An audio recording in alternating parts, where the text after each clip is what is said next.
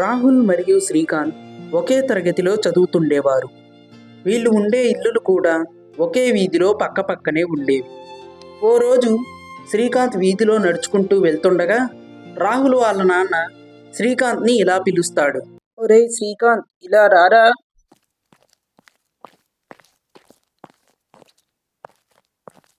ఏంటంకుల్?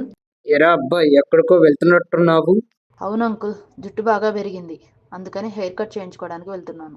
ఎందుకురా, ఇప్పుడు బాగా పెంచుకో, పెద్ద అయ్యాక ఎలాగో ఊడిపోద్ది కదా. నా జుట్టు ఎందుకు ఊడిపోద్ది అంకుల్? జీన్స్ రా, మీ నాన్నకు పెట్టతలు కదా, నీకు కూడా వస్తుందిలే. ఓహో. అన్నట్టు మా వాడికేందిరా అసలు మార్కులే రావట్లేదు. అంకుల్, మీరు చిన్నప్పుడు చదువుకున్నారా?